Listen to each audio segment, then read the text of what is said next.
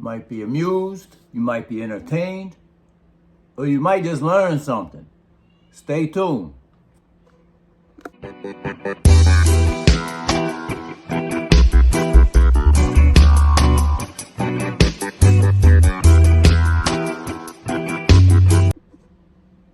Rico.toro. Going to talk a little bit about dating after divorce, matrix, traveling, a little bit of matrix and romance traveling, all the above. Start proper. Hit that like, hit that thumbs up, y'all. Subscribe if you hadn't already. So, hope you're well wherever you are. Rico.toro. Still in Florida for now. So, got seems like a long time. Well, it's a long time ago, but time flies. Got divorced in 2007 and decided basically, I'm gonna date by my own rules. I'm gonna make my own rules for the most part, Abundance mentality versus lack mentality. It's what you gotta have. If you believe like, you'll never get a woman like the one you lost or the one you have or whatever, or you got one-itis, where you think there's only one out there, to each his own, but, I think that road leads to disappointment for many. So, actually, before I was divorced, I was during the separation period, paying a big mortgage for the first time by myself in a condo in New Jersey. And I took on a tenant, a female tenant, and she wasn't a whole lot to look at. But one day I came home from the gym and she had a cute friend with her. And, she was 4 years older than me, actually, at the time. I was like 37, she's 41, hairstylist, and seemed pretty cool. They were drinking sangria from the Portuguese spot and offered me a little bit, so got nice. Then, when the friend left, I asked the tenant, "Do you mind if I holler at your girl, Gina?" And she said, "Yeah, no problem. Here's her number." I said, "Okay, cool." So that was my first dating after divorce. She took me to Atlantic City for my birthday, which was soon to follow, and I thought that was cool, and we kicked it, had a good thing going. She lived close by. I like convenience. And then just mysteriously ghosted me, which, all right, so that stung a little bit. I'm not gonna lie, because I thought we had a great thing going. But anyways, fast forward, started doing a little online dabbling. And, I'm in New Jersey at this time. And, I learned quick,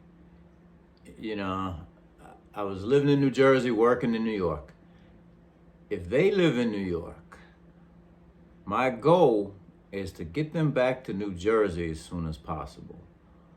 One, because usually they got to stay over because there's limited transportation, buses and trains after a certain hour.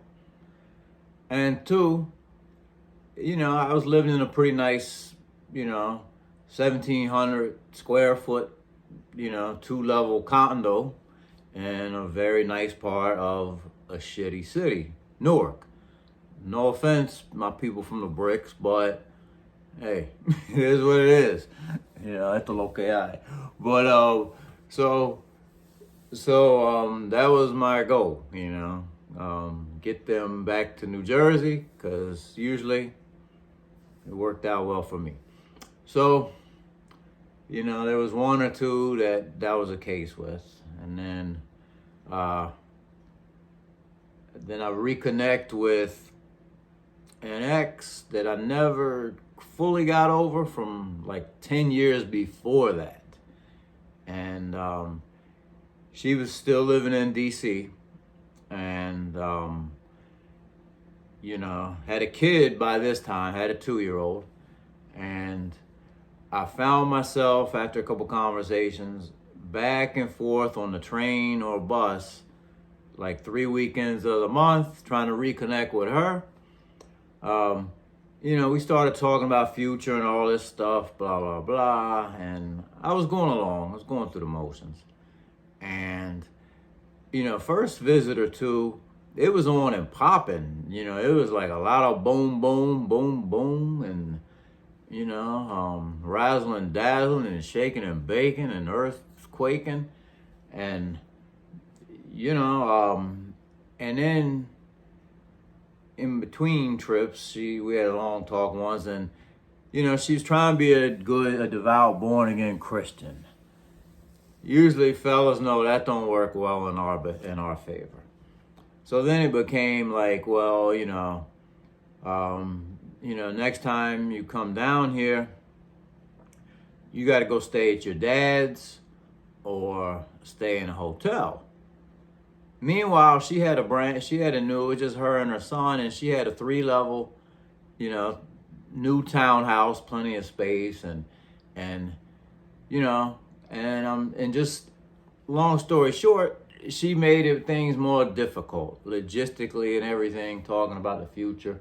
Besides that, it was also the, like I said, wasn't going to make it easy for me to move back that way, because she didn't want to live in sin, and I was impressed to get married again. It wasn't, to this day, since I've been divorced, I never have woke up and said, hey, I'd like to get married again maybe one day. It's just not something I think about. Not to never say never, but it's just not something that really crosses my mind. So, anyways, a friend of mine from my gym in New Jersey used to go to DR, used to go to this famous place in Costambar.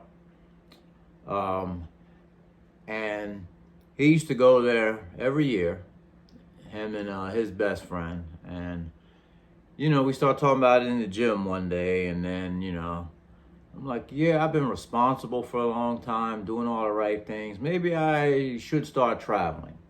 So, get a passport, book a flight. Right before the trip, I'm dating this Puerto Rican chick, right fresh into the mainland from the island, and things are going all right. And she throws stuff slick out there like right before the trip, and that's how I knew my life was about to change, because she says, you're going to DR, pretty cheap girls, cheap booze. And I'm like, well, I got you, so, you take care of home here. What am I going there for, right? So I come back from my trip. She doesn't want to talk to me. She just plain ghosted me. I'm like, all right, whatever. So I'll automatically see a pattern about to start, where, I'm either going to sabotage relationships before trips or after. And then, another interesting one, I had this Jamaican chick, and my advice, lesson learned, women that work in nursing, they're always, at least the ones I knew, either they're nurses' assistants or they're already full-fledged nurses, but they're always working on a second degree. Besides their regular nursing gig, they got a home health care side hustle, or whatever, that can compromise your time together. you know, and in my case, I was all right with that, except for she'd be blowing up my phone all the time when we're not together, because we didn't spend a lot of time together, because she had that schedule I just spoke of. And so my thing is like, you know, call me when we're making plans.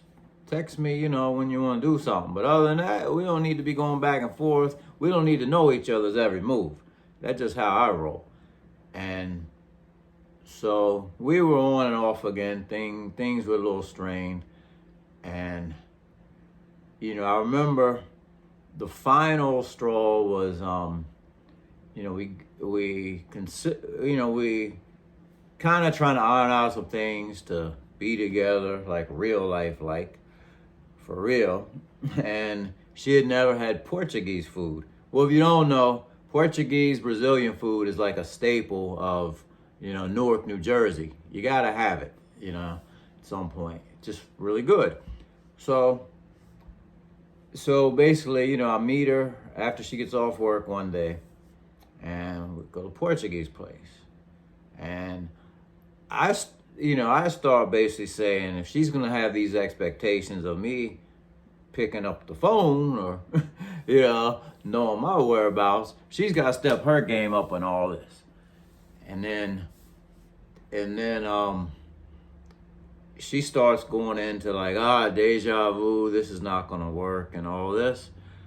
And I basically was like, you know, I didn't come out for all this today. I didn't come out to get dumped, to get left. So I left her at the table. I just got up and walked out the restaurant, you know, and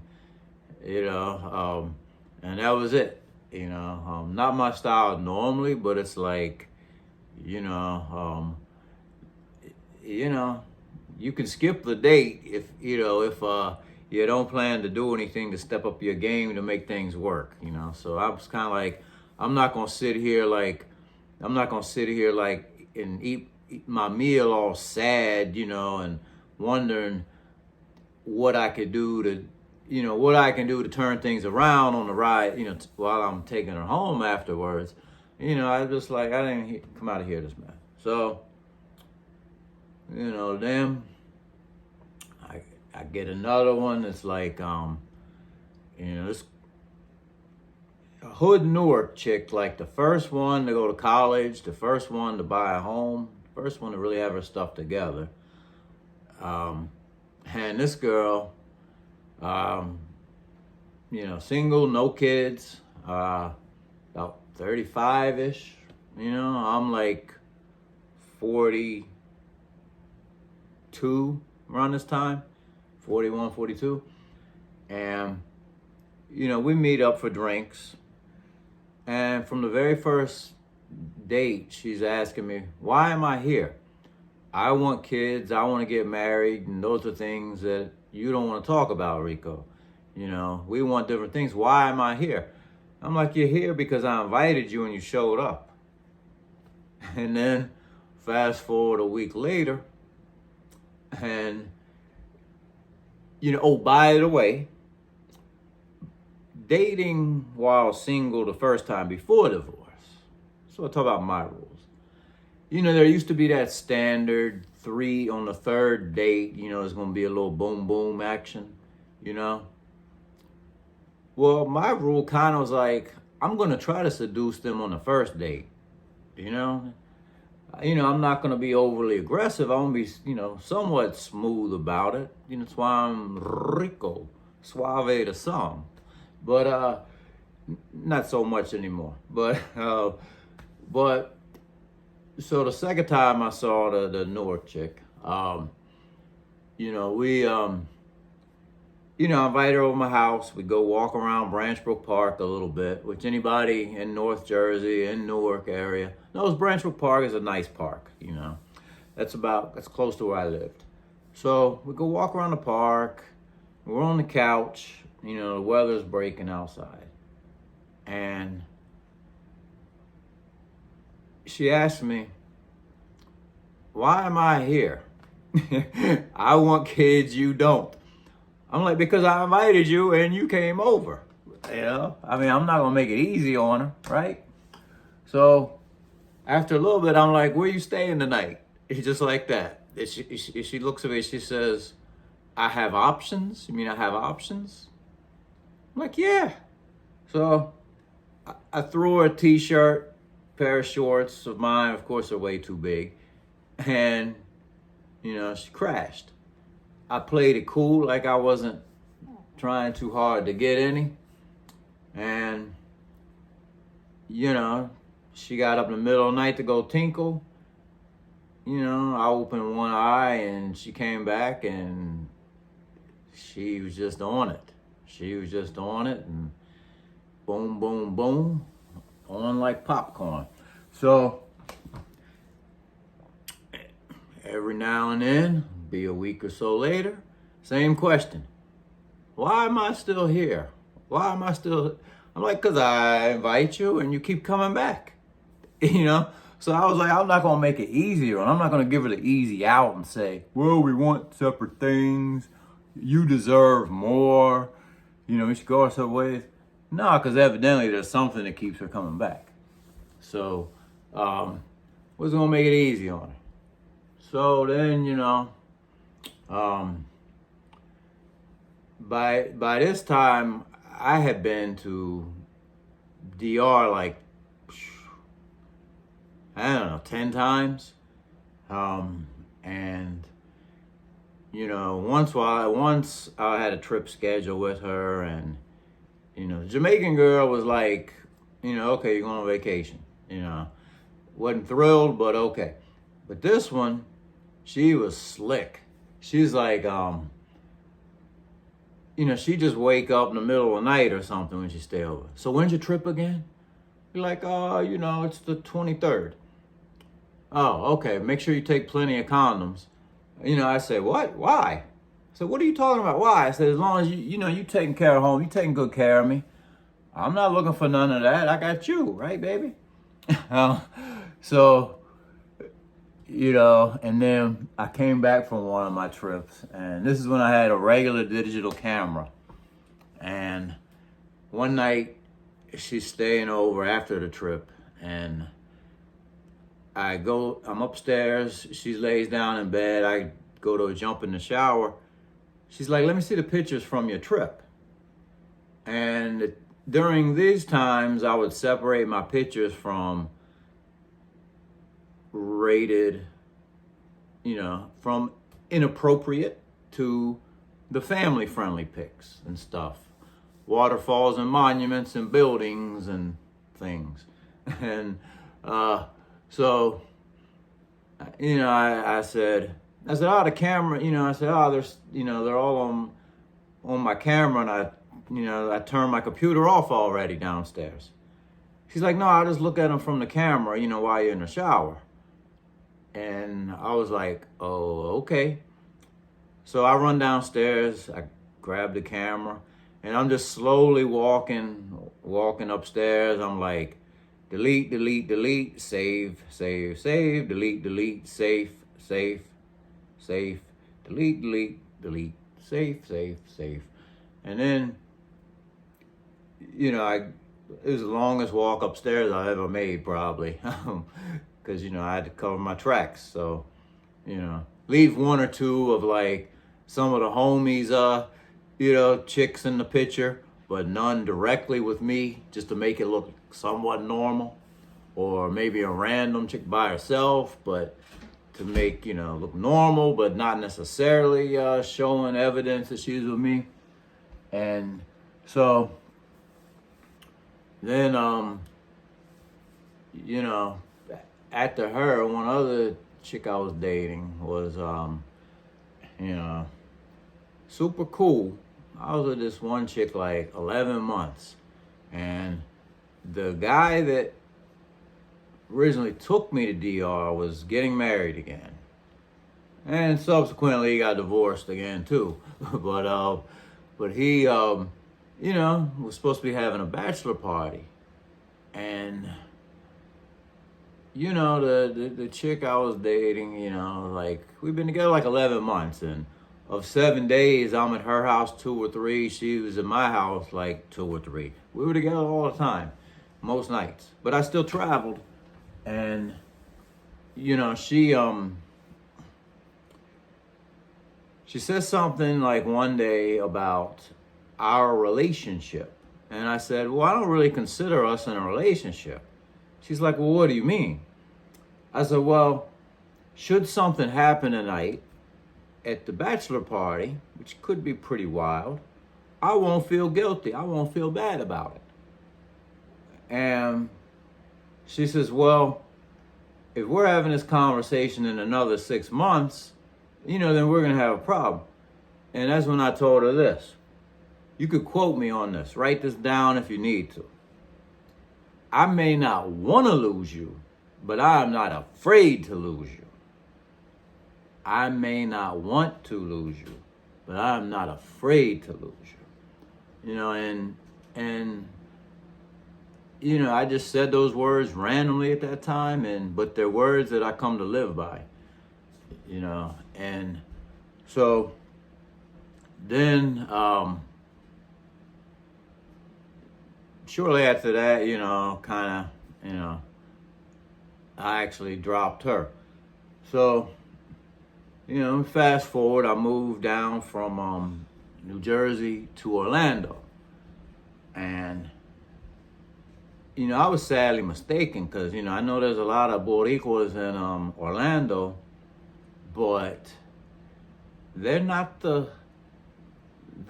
sexy, pretty ones we think of when we think of like Miami and Fort Lauderdale, South Florida. So that was sort of an interesting experience, you know. You know, but I pretty much, you know, pretty much for the long, up until, and you know, even though I was in my early, pushing mid 40s, you know, sometimes I still like twice, you know, lucked out, you know, had dated girls for short times that were right around 30.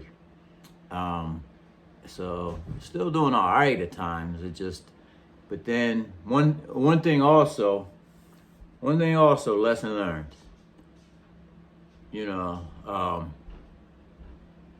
big difference between women in their early to mid 30s to their late 40s, we'll say. Because, you know, I was equal opportunity by this point. You know, the woman in her early 30s or mid 30s, a lot of times has young children. And so can be some drama there. But then also a lot of them, they're on the come up. You know, they're trying to get that master's degree or that second degree, and they're trying to keep up with the Joneses. You know, they come with a lot of stress. However, the trade-off is they're obviously better to look at and more attractive than a lot that are up there in their 40s. So, you know, I discovered, you know, women in their 40s, a lot of times their children are close to 18 or they're over 18, but they're much more laid back. They're appreciative of what they have in life. You know, they're not trying to keep up with the Joneses so much. They're just trying to be at peace. They're trying to make ends meet and be at peace. You know, so they're happy with the 2 for $20, you know, special at Applebee's, or just coming over, you know, order some Chinese food and watch a movie and a little boom boom and call it a night. You know, so that's the biggest thing I learned. And also one of the things, you know, is I don't consider myself no prize, but you know, usually I was always pretty stable. You know, I was always pretty consistent, you know, as far as being in shape, just keeping myself together, decent income, decent home, etc. car, etc. So, what I was gonna say. What I was gonna say is, it's hard to get that good. I discovered this. Should have said this probably a while back, but it's really difficult to get the combination of the tight frame and pretty face at the same time as they're pushing like 40. It's one or the other. Pretty face, the body's a train wreck. Or tight body, the face, has seen better days. It just, that's a thing. So for me, I never been one of them guys that they talk about that just travels and dabbles because couldn't get any, at home in the Matrix. I just got to a point where I didn't like my options as much. I still have options, but I don't like them. I don't like my options in the Matrix as much. So I appreciate, the eroticism and exoticism of the international woman. Feel me? Rico.t.toro.